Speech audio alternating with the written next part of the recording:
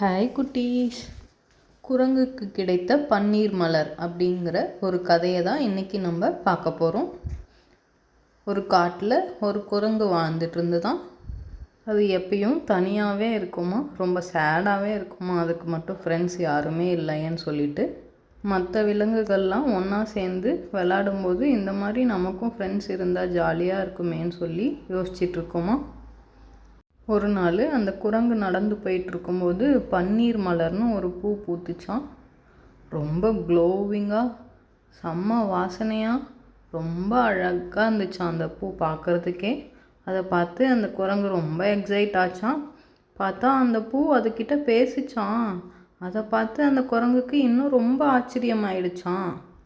அந்த பூ அந்த குரங்கு கிட்ட சொல்லிச்சான், நீ மட்டும் ஏன் தனியாகவே இருக்க, நீ போ உன்னோட நட்பை தேடு, கண்டிப்பாக உனக்கு நண்பர்கள் நிறைய பேர் கிடைப்பாங்க அப்படின்னு சொல்லிச்சான். நான் எப்படி போய் நண்பர்களை தேடுறது, எங்கே போய் தேடுறது, யார்கிட்ட போய் கேட்குறதுன்னு கேட்டுச்சான். வா நான் வழி காட்டுறேன்னு சொல்லி அந்த பூ அந்த குரங்கை கூட்டிகிட்டு போச்சான். குரங்கும் அந்த பூ போகிற வழியெல்லாம் நடந்து போய்கிட்டே இருந்துச்சான். போகிற வழியில் ஒரு ஆமை ஒரு ட்ராப்பில் மாட்டிக்கிட்டு இருந்துச்சான். அதுக்கு ஹெல்ப் பண்ணிச்சான் அந்த குரங்கு. அந்த ஆமை அதுக்கு ரொம்ப தேங்க் பண்ணிச்சான்.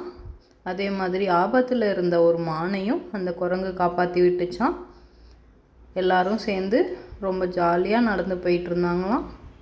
அப்போ பார்த்தா அந்த பன்னீர் மலர் மேலே போயிருச்சான், மறைஞ்சு காணாமல் போயிருச்சான். அதுக்கப்புறமா அவங்களோட ஃப்ரெண்ட்ஷிப் தொடர்ந்து அடுத்தடுத்து ஃப்ரெண்ட்ஸை உருவாக்கிக்கிட்டே போச்சான். எல்லோரும் ஜாலியாக என்ஜாய் பண்ணாங்களாம். அதுலேருந்து அந்த சேடான குரங்கோட லைஃபு ரொம்ப ஹாப்பியாக மாறிடுச்சான். இந்த கதையிலேருந்து என்ன தெரிஞ்சுக்கிட்டீங்க குட்டீஸ்?